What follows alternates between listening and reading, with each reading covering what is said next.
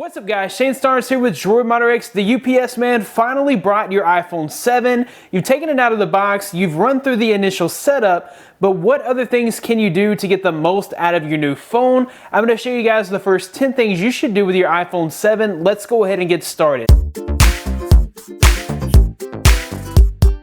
So I have the matte black version, and as you guys can see, it picks up fingerprints like crazy. I've only had this thing out of the box for a few minutes, and also notice that this is very slick. If you have the jet black version, it is known to scratch easily, so the first thing that I would suggest is to add a slick wraps. I actually love the new colors, the jet black and the matte black on the iPhone 7, so I would actually suggest a naked slick wraps. It's going to protect your phone from scratches, it's going to make it less slippery, and you'll get rid of these nasty, grimy fingerprints. If your data plan includes a limited allowance, you'll want to consider turning off Wi-Fi Assist as one of the very first things you do. Wi-Fi Assist allows your phone to use cellular data even when you're connected to Wi-Fi. It's actually not a bad thing if you've got plenty of data in your allowance, as it actually improves user experience when surfing the web, but it can eat into your data allowance when you don't even realize it's happening. Go to cellular, and then all the way down to the bottom and uncheck Wi-Fi Assist.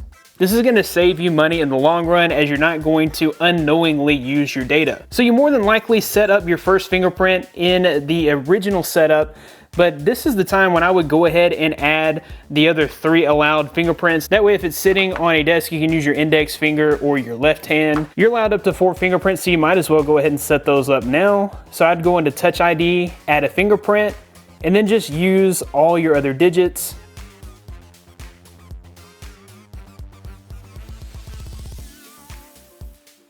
Next up, you want to make sure to turn on Find My iPhone. This comes in handy if you misplace your iPhone somewhere, you wind up back at home one day and you don't know where you left your phone, or if it's stolen, you'll be able to find your iPhone easily. So we'll go into Settings, go to Privacy, go to Location Services, make sure Location Services is on.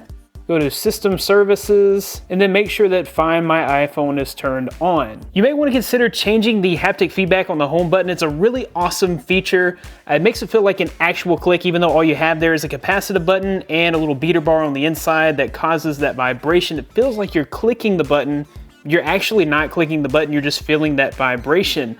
Similar to what you get on the MacBook, really cool technology behind that.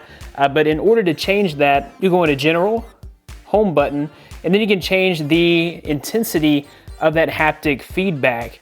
If you want a little less, go with 1, give it a try.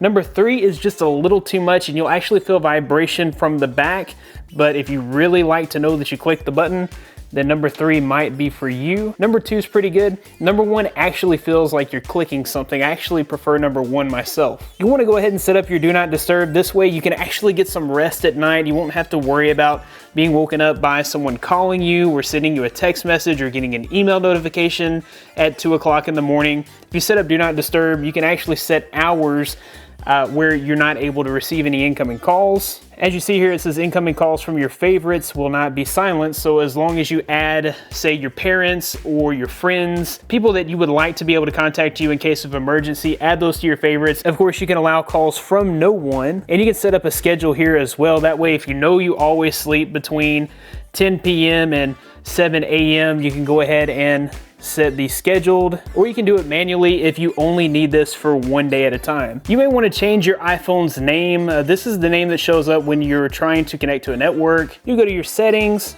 General, About, and then you can change your name right here. Personally, I like Droid Modder X.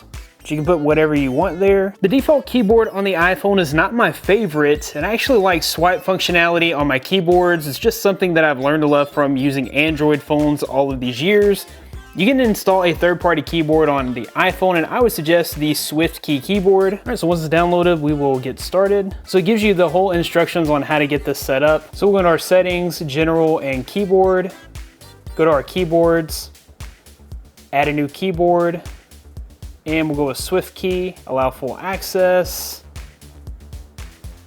All right, so you tap the globe and then choose SwiftKey. As you guys can see, you do have swipe to type, and I really like that. And then also you're gonna get better predictive text, and you're also gonna get better autocorrect from a third-party keyboard. So the iPhone 7 is a pretty powerful phone. It has a new A10 processor, but you can actually speed it up by limiting the amount of applications that are able to run in the background. You can also save lots of battery life by disabling the background refreshing of applications. So to do that, we're gonna go into our settings and we'll go to general, go to background app refresh, and you can actually turn off any applications that you don't use. So I don't necessarily use stocks or the podcast app or the news app, and now those applications won't be calling for information all day in the background, eating up precious battery.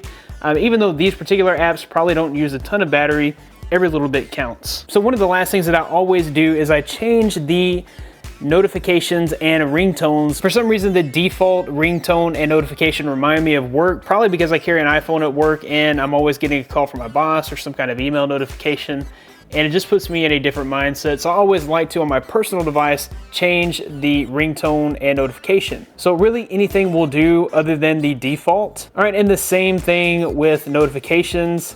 See, that reminds me of work. So I go with something totally different, and anything is better than the default in that case. Same thing with the email. All right guys, hopefully these 10 settings will make your experience even better on the iPhone 7. If you like this video, be sure to give it a big thumbs up, subscribe to this channel for more content like this in the future. You can find more of me at droidmodderx.com. Follow me on Twitter at droidmodderx. Thanks guys for watching, be blessed. I'll see you in the next one.